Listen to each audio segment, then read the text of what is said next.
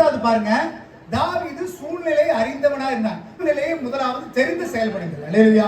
தாவீதுக்கு தெரியும், உள்ள களத்துக்குள்ள இறங்கிட்டா நம்மளால உயிரோட வர முடியாதுன்னு சொல்லி பெலிஸ்தியன் ஓடும் பொழுது தாவீது எதிர ஓடியாரணும். அப்ப எவ்வளவு தைரியம் பாருங்க. எலி மாதிரி இருக்கிறவன் முன்னாடி நிக்கிறது புலி. புலி ஓடும் பொழுது இவன் பின்னாடி திரும்பி ஓடுவானா, எதிர்த்து ஓடுவானா? அவன் பாருங்க சூழ்நிலையை நல்லா புரிஞ்சு வச்சிருக்கான். அல்லேலூயா. மூன்றாவதாக சூழ்நிலையை தெரிந்து செயல்படுங்க. உங்களுக்கு முன்னாடி நிக்கிறவன் இந்த உலகம், பூமி, சத்ரு சாதாரண ஆள் கிடையாது.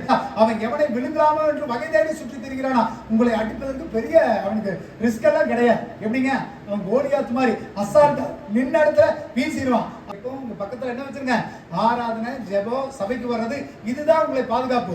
எப்பொழுதுமே உங்க பக்கத்துல சான்ஸ் நிறைய. நான் என்ன பண்ணுவேன், ஞாயிற்றுக்கிழமை மட்டும் தான் வருவேன். அந்த ஞாயிற்றுக்கிழமை நீங்க வரலன்னா உங்க நிலைமை என்ன ஆகும்? முடிஞ்சுதா? அப்ப நம்ம வீட்டு ஜெபம் வேணும், தனி ஜெபம் வேணும், அடிக்கடி ஸ்தோத்திரம் பண்ணணும், தொடர்ந்து ஜெபிச்சு பாடிட்டே இருக்கணும். உங்களுக்கான அதாவது ஆயத்தை உங்களை பாதுகாப்பதற்கு நிறைய ஆயுதங்களை உங்களோட வார்த்தைங்கிற பட்டயத்தை வச்சுக்கோ, மார்க் அவசரத்தை தரிச்சுக்கோ, தலைச்சீராவை போட்டுக்கோ, காலுக்கு பாதரட்சை போட்டுக்கோ. இதெல்லாம் வார்த்தை, இதெல்லாம் வசனம், இதுதான் நம்மளை பாதுகாக்கும். மூன்றாவது பாருங்க,